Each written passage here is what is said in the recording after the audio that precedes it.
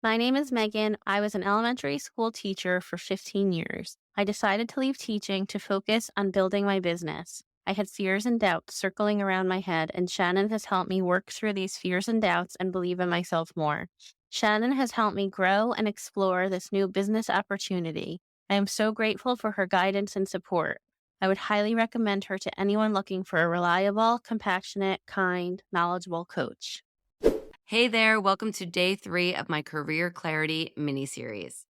I hope you've been getting a lot out of this mini series so far as I bring you my 4 steps to getting clear on what it is that you want to be doing in your career and what you're meant to be doing in life.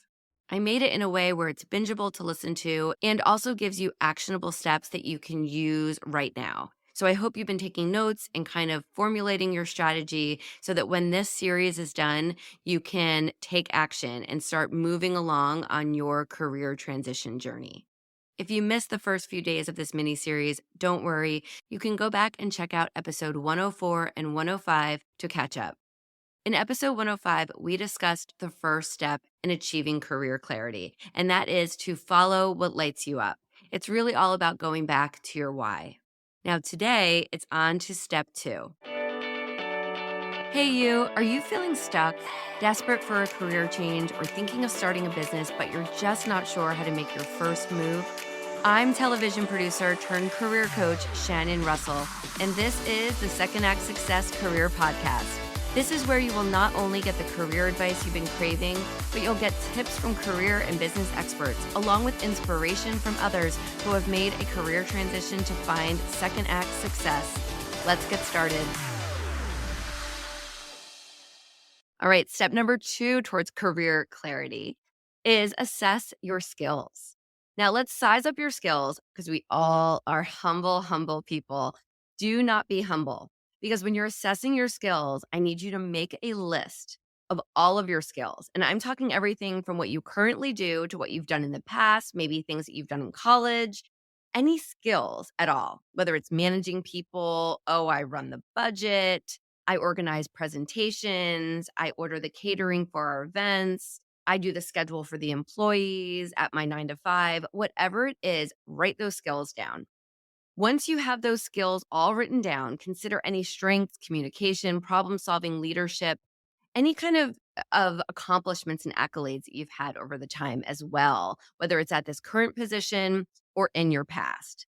So you're going to make this list of your skills, dig in deep to not only what it is you've done and you can do, but what is it that you like to do? Then you're going to start thinking about what skills would transfer into the fields that you're considering. And if you don't know what you're considering yet, that is fine, but you can look at your list, figure out what you are good at, what you want to continue doing, because you might be really good at something that you no longer want to do when you're pivoting. And that's completely okay. There's a lot of things that I've done in the past that I don't want to continue doing moving forward with my businesses. So you want to really get clear on what your skills are that you want to take with you into this next act and really start thinking about how they can transfer over because trust me, skills transfer so easily. And that's something that a lot of us have trouble wrapping our head around, I think, is really how our career skills and accomplishments can transfer, especially from one industry to another. But trust me, they can transfer really easily. So don't discount what you've done in the past when you're moving forward. And next is assessments. Assessments really come into play, I guess, if you're feeling a little bit more stuck and really unsure. And that's a lot of us, right? We might know we need a change, but we don't know exactly what that change should look like and how we can get our skills to work towards that. You can consider using self assessment tools or career assessment tools that you can find online that can really help you identify, what's important to you, what you excel in.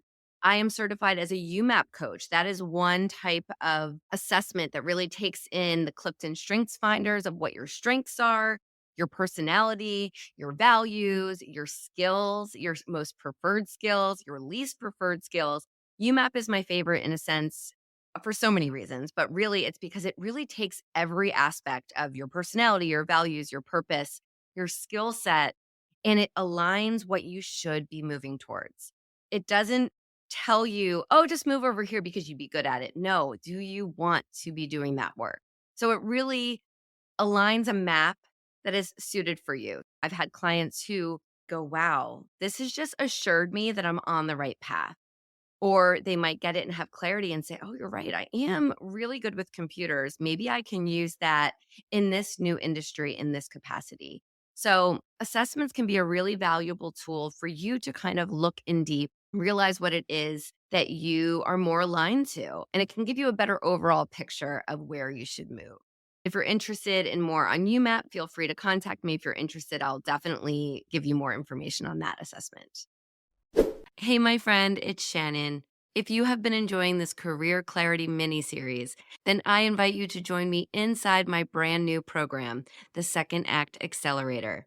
It's a 6-month program where you and I work together to start taking steps to get you to the career that you're truly meant for. You will get one on one coaching with me, group coaching, my course, resources, a UMAP assessment, and access to a community of like minded people. Head over to secondactsuccess.co/course and schedule a discovery call with me. I can't wait to support you even more inside the accelerator. Overall, assessment or not, this is a reminder to check in with yourself. Get clear on what it is that you want, what it is that you're good at, and follow those things as you push your way forward down your path.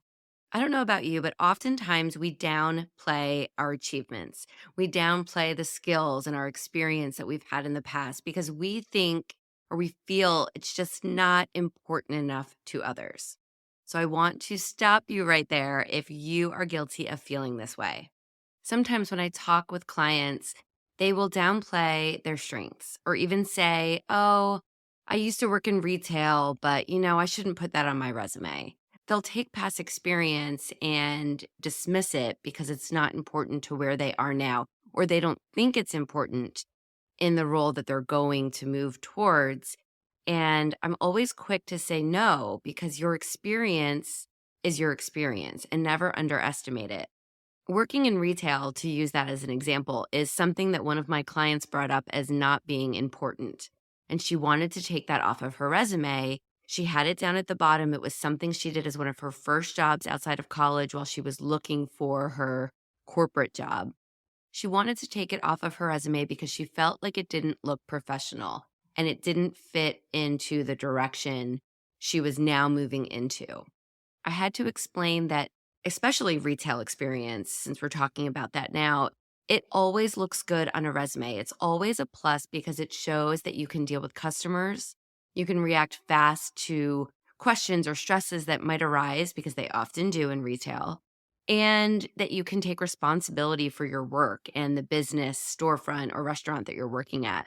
So no matter how insignificant any experience or past work, jobs, volunteering, interning, anything might look on your resume, if there is something that you learned from that experience, if there's something in that that shows a skill that you learned, a skill that you harnessed, something that you grew and it became a talent of yours, maybe that you took with you moving down the road in other job adventures, I want you to leave it on there. I want you to leave it on there as a talking point and as a way of showing how well-rounded you are. So no matter how insignificant you think your skills are, to someone else, they may be the thing that pushes you ahead of that other person vying for the very same position as you. Be confident in your skills, bring them to the table as you choose the best career option for you. This has been step number 2 in my 4 steps to achieving career clarity. But there are more episodes to come in this mini series, and I don't want you to miss the last few steps. So be sure that you're subscribed to the podcast so you'll get these episodes right in your feed. Thank you for spending some time with me today. I will see you again tomorrow, my friend. Thank you for joining us. I hope you found some gems of inspiration and some takeaways to help you on your path to Second Act success.